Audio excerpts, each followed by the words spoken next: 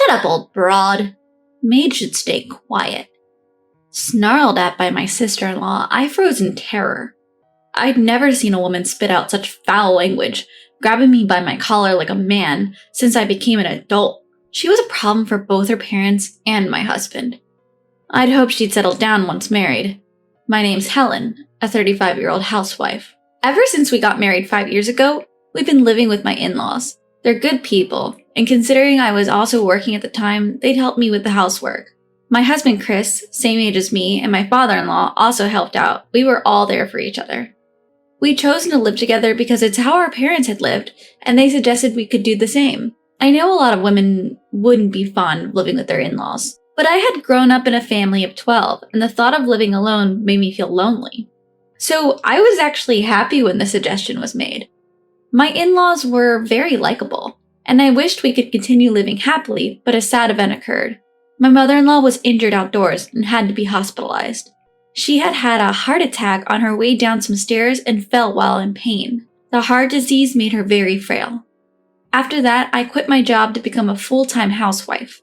While visiting my mother-in-law in the hospital and doing the housework, I was grateful that my father-in-law and Chris were there to support me. In the midst of all this, my sister-in-law, Sarah, came back. Sarah had always been the black sheep of the family. She's 33 now, working part-time in a clothing store and supposedly doing some night work as well. Before we got married, my father-in-law had said to her, "If life is too tough, you can live with us." But she had flatly refused. "I can't do whatever I want if I live at home." So, she'd said, and troubled my in-laws, because she'd always been irresponsible. In school, she'd fought with her teachers and caused trouble for my mother-in-law. She had conflicts with classmates and even had an affair with a married man during her college years, caused a big problem involving his wife. According to my mother-in-law, Sarah had been a very honest and kind person. However, because her hair was naturally blonde, and also she has an attractive appearance, she'd faced hardship in school due to stereotypical prejudice against blonde women. That's how it started, and she had become jaded. Especially in middle school, the situation was severe. Her teachers looked down on her even though she had done nothing wrong. Feeling that she'd be criticized regardless, Sarah's behavior and grades were gradually getting worse. I understand the situation as I had also attended a strict school. One of my friends had natural blonde hair and faced difficulty. My friend was very sensitive and would look down when scolded by teachers, so I often stood up for her. I always protested against teachers who judge people by their appearance. After that, stubborn teachers in my school gradually began to change their attitudes. She must have grown up with her heart wounded, so I hoped she could relax while living in our in-laws' house. I knew she was worried about her hospitalized mother, so I decided to take her to the hospital with me. I was mistaken to have thought so. As Sarah walked into our family home, she looked at me and without even saying hello said, "Oh, are you the housekeeper? I'd love some tea." Immediately, my father-in-law raised his voice in anger. "Sarah, apologize to Helen. She's Chris's wife. She's not the housekeeper." "Eh? She seems so plain. And she's not even pretty. I thought she was a housekeeper on the job. Chris, you have terrible taste in women." Anger began to stir within me, but I decided to respond maturely, and I flashed Sarah a smile. "Hello, Sarah. I'm Helen, Chris's wife. Remember, we met at our wedding?" "Ah, now that you mention it, wedding dresses are amazing, aren't they? They can make even someone like you look somewhat pretty." Again, my father-in-law's voice echoed throughout the room. "Sarah, that's enough." Surprised by his voice, Chris came down from the second floor. He too seemed to have had his share of problems with Sarah in the past. Before Chris and I got married, he lent her some money. Not only did she never pay him back, but she also told him, "Listen to what your sister says because you're my brother." They've been at odds ever since, always glaring at each other. Even after that, Sarah continued her terrible behavior. Without inquiring about her mother's condition, she just kept barking orders at me. "Hey, housekeeper, make some tea quickly. Also, bring out some snacks. When I come home, you should be ready immediately, shouldn't you?" The one who glared at her with stern eyes was Chris. "Helen isn't a housekeeper. If you keep talking like that, you'll have to leave. Weren't you supposed to be worried about Mom?" "Mom? She's in the hospital, right? Shouldn't the doctors be taking care of her?" "But if you don't see her, how would you know what's going on?" How much she's suffering from her illness? What kind of injury she sustained? Besides, Mom has always been worried about you, Sarah. Wouldn't it be nice if you showed her your lively face? With a sigh, Sarah responded, I'm not interested in the woman who gave birth to me as a blonde woman. My father-in-law got up and shouted, Your mother isn't to blame. Do you know how many times your mother cleaned up your mess? How much love she has poured into you? Have you ever thought about how I feel? No one understands the feelings of being whispered about, being seen differently when you're a child. Oh, I shouldn't have come. I just came to talk about getting engaged, and it's seriously annoying. Sarah looked as if time had stopped in her rebellious phase. As she headed towards the front door to leave, I chased after her. Congratulations on your engagement, Sarah. Ignoring my words, she tried to leave, but I continued. Are you really not going to visit your mother? That's when Sarah stopped in her tracks. You're so annoying. I just came to talk about my engagement to a rich man. I see. I apologize. Oh, you've found an amazing man. But remember, jobs don't determine a person's worth. Of course, I admire people who save lives and support livelihoods. I respect those who provide places for people to enjoy. Even housewives, who might not make money but work tirelessly for their families, are valuable. Every job in this world serves a purpose for people. So don't judge people by their jobs. Your father and Chris are your family. Don't look down on them. As soon as I said this, Sarah's face changed. With a look of deep hatred, she glared at me. The next thing I knew, she grabbed my collar. I was engulfed in a chill, like a jolt of electricity. Shut up, you old hag. Housekeepers should keep their mouths shut. Fear overwhelmed me. My heart felt as if it had shrunk, causing a painful sensation in my chest. I tried to yell, but no voice came out. I was so scared that I shut my eyes. Then I felt Sarah's hand slip away from my chest, and a sigh of relief escaped me. I'm bringing my fiancé over next week. Act like a proper housekeeper and stay in the corner. Sarah spouted off before slamming the door shut with a loud bang. I hoped her aggressive demeanor would mellow out once she got married. That's what I thought to myself. 3 days later, something happened. As I was walking around the neighborhood to go shopping, I saw a little girl in the park. She looked about the age to start elementary school, her face covered by her hands, crying loudly. What's wrong, sweetheart? I lost my mom, she replied. I too was quite mischievous when I was younger, often running around and getting separated from my parents. My siblings would always find me during those times. Where did you get lost? I don't know. After asking her name, I held her hand and began loudly calling for her mother as we walked around. Luckily, we found her mother quickly. The woman thanked me with tears in her eyes. On closer inspection, I recognized her as an old classmate. Emma, is that you? Wait, are you Helen Wilson? Wilson is my maiden name. Hearing it after such a long time brought back memories. I can't believe the mother of the lost child is you, Emma. I'm truly sorry for the trouble. My daughter was chasing a bird, and I lost sight of her. Thank you so much. After sharing a laugh, we decided that running into each other was fate and exchanged contact information, promising to grab a coffee sometime. We had been in the same class, but not in the same group, so we didn't interact much. But now that we're adults, I feel like we might have gotten along well, even back then. The next day, I went to a cafe with Emma. She too is a housewife, and her daughter is currently in kindergarten. As we chatted about our childhood and recent events, time just flew by. As the conversation turned to the topic of marriage, Emma looked somewhat distressed. My older brother is finally getting married, but I'm a bit worried. The girl he's marrying was known as a delinquent around our neighborhood. Maybe she's become a better person if your brother wants to marry her? I hope so. By the way, did you know that my brother had a crush on you, Helen? I was shocked. What? Well, we weren't in the same grade, right? You were pretty popular, Helen. Everyone had a crush on you. Did you know that even the guy I had a crush on was into you? She told me his name. His face came to mind, but I had no idea he had a crush on me. I was actually a bit jealous of you. But that's all in the past. I feel relieved now that I've told you, she laughed. Oh wow, this is a bit complicated. Who would have thought that the popular Helen would end up marrying the mature Chris? When Emma said that, she squinted her eyes as if reminiscing about the past.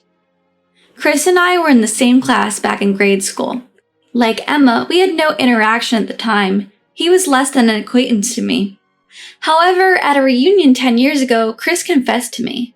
I've actually liked you since we were kids. When I heard that, I knew I wanted no one else but Chris. Even now, I'm glad we got married. Then it was time for Emma to pick up her daughter, and our tea time came to an end. After that, I visited my mother-in-law in the hospital and talked about Sarah. As expected, my mother-in-law was worried about Sarah and said, "I need to be discharged right away," and tried to move around unnecessarily. That day, since Chris is on a business trip, my father-in-law and I will handle everything. In place of my mother-in-law, we'll make sure to scrutinize her partner thoroughly. When I said that, my mother-in-law chuckled. Seeing her like that, I began to prepare for the marriage introduction with determination. Then on Saturday, Sarah brought her fiancé. Remembering the incident from last week when Sarah grabbed me by the collar and yelled at me, I shivered with fear. I had to pull myself together and manage to smile. Her fiancé was a hefty man and looked quite strong. For some reason, when he saw my face, he seemed surprised. My father-in-law and I invited them inside and asked them to take a seat. When I went to prepare some tea, I heard my father-in-law and Sarah's fiancés exchanging greetings from the living room. However, I missed hearing his name as I was busy boiling water. When I returned, I had to properly greet him. I thought about this as I made the tea and placed it on the table when I got back to the living room. That's when Sarah gave me a smug smile and said, "Mike, this woman is our housemaid. She works for us for free. Isn't that hilarious?" During our marriage introduction, saying such a thing, Sarah must be out of her mind. Even if she looks down on me, she should not express it in words. My father-in-law immediately scolded Sarah. "Sarah, that's enough. Mike, I apologize." "No, rather, Sarah, why do you call her a housemaid?" Mike, despite his appearance, spoke gently. However, he was furrowing his brows, staring at Sarah. "Well, that's what she is, right? Who would tie their hair back in a single knot nowadays? Wearing cheap clothes with jeans and an uncool apron? At least she seems to be wearing makeup, but I bet she uses cheap, non-branded makeup. She looked the same when she came last time. I can only think she's given up on looking like a woman." It looked like my father-in-law was barely holding himself back from yelling. As for Mike, he was taken aback, his face turned pale. "Don't you know? We went to the same grade school, right? When Sarah was in 7th grade, she should have been in the 9th grade. I thought everyone in the neighborhood knew that." And then my father-in-law answered, "My daughter seems to have little interest in anything other than herself. I'm sorry." Both Sarah and I were confused, not understanding what they were talking about. By chance, do you know who I am?" When I asked Mike, he smiled. "I apologize for the belated greeting. You used to be Helen Wilson before you got married, right? You might not know me, but my name is Mike. I heard my sister recently met you." "Oh, Emma, your sister was saying her brother is getting married. I never imagined it was with Sarah," I exclaimed in surprise, my voice ringing out a bit too loudly. "By the way, what does it mean that people in the neighborhood know about me? Is it because I come from a big family?" When I timidly asked that, Mike laughed and replied, "There are various reasons. Don't you know, Mrs. Wilson? You were pretty famous around here. Not just for being cute, but you also stood up to the hard-headed teachers and changed their attitude. You were student council president in middle and in high school, and the number of guys you've rejected is said to be over 300, among other tales, right?" Having heard that from Mike, I felt my body heat up in embarrassment. Surely my face must be turning bright red. "Oh, come on, what are you talking about? I knew people noticed me because I was one of 10 siblings, but I didn't do anything that great when I was a student, and I've only rejected about 5 guys who confessed their love to me. I heard from my sister that you stood up to the teachers to protect a kid with naturally blonde hair. The prejudice against them did not change immediately, but the teachers' attitudes gradually changed." Then Sarah loudly retorted, "Weren't Helen and I in different schools? I mean, I was constantly looked at with jaundiced eyes at school." My father-in-law sighed and started speaking. "Sarah, Helen was in the same school as you. Despite the softened attitude towards girls with blonde hair, you went ahead and dyed your hair even more fancy colors. Of course the teachers would get mad at that." "So if I hadn't dyed my hair, blonde hair would have been okay?" Sarah seemed shocked, but after looking down for a bit, she lifted her face, grinning in a rather creepy way. "But Helen, even though you were so active during your school days, now you're just a plain housewife. You can't even dress up fashionably. Poor thing. Taking care of your mother-in-law and doing housework must be tough. No matter what glories you had in the past, there's nothing to brag about now. That's what happens when you choose an office worker like my brother for a husband. You're really pathetic. Now, aren't I the real winner?" Sarah seemed to get more excited as she spoke, ending with a laugh. My father-in-law seemed about to retort, but I beat him to it. "That's just your opinion, isn't it? I'm very happy now. I live with a kind father-in-law and mother-in-law, and a loving husband. My mother-in-law is in the hospital now, so the house is a bit lonely, but she'll be able to be discharged in about 2 months. I'm thinking of taking good care of her, even for your share. I want her to live a long life." At my words, Sarah looked down. Besides, I'm not interested in fashion. Dressing up might make my husband happy, but it's not useful for anything else. As long as we have enough money to live, that's good enough. We were poor when I was at my parents' home. I think about the time when 12 of us lived in a small house. Compared to then, now is like heaven. Then Mike straightened up and talked to my father-in-law. Sir, I'm sorry. I originally came to ask for your daughter's hand in marriage. However, after hearing Sarah's words, I've decided I don't want to marry her. Please forgive my rudeness. My father-in-law responded, From this exchange, it's clear that not many would want to marry Sarah. I won't say anything even if you call off the engagement. I'm really sorry. Mike apologized again, then stood up. Sarah, who had been rigid until now, lunged and grabbed onto Mike's leg. Hold on a minute, you're the one who proposed, aren't you? How can you talk about calling off the marriage so easily? I don't want to live with someone who treats my brother's wife like a maid and mocks her. In my home, there's my brother, his wife, and my sister. I can't stand it if my family gets hurt by you. I'll be nice to your family, that's a given. Then Mike sighed. So you switch your attitudes according to people. You look down on those you perceive as below you, and flatter those you see as above you, don't you? I regret not realizing you were such a person sooner, but now that I know, I can't love you anymore. Please let go of my hand if you understand. As Mike said that, Sarah released her grip, fell to her knees, and began to sob uncontrollably. My father-in-law and I left Sarah as she was and saw Mike out. After that, Sarah moved out of the house again. So far, whenever she had financial trouble, she would lean on my father-in-law and he would help her out. But now, given her disrespect towards my mother-in-law and treating me as a maid, he decided he wouldn't lend her money anymore, even if she begged. Apparently, Sarah is now working in a clothing store because she's too old to earn money from night jobs. However, she seems to be struggling as she can't afford to buy designer items with just her salary. No one would want to help someone who was only out for money. After being abandoned by Mike and receiving a cold shoulder from my father-in-law, Sarah went to my mother-in-law. It's appalling how she cried and begged the sick woman for money. My mother-in-law, far from worrying about her illness, was saddened when she saw Sarah crying and playing the victim. Then my mother-in-law decided to cut ties with Sarah, and since then, Sarah has not been seen. After that, my mother-in-law finally got discharged from the hospital. She needs a walking stick, and I support her body. I started to find ways to make house chores easier so that my mother-in-law could live comfortably. Then my in-laws and Chris started to express their gratitude to me. I am the one who should be grateful. You all have been a great help to me. Thank you, I said, and everyone gave warm smiles. Just that makes me feel happy. I have been keeping in touch with Emma and occasionally go out for coffee. And recently, I discovered that I'm pregnant. Everyone in the family was overjoyed, and my parents and siblings came to congratulate me one after another. I'm really happy that everyone is celebrating with me. The birth and child rearing from here on will be tough, but I want to live each day cherishing every moment.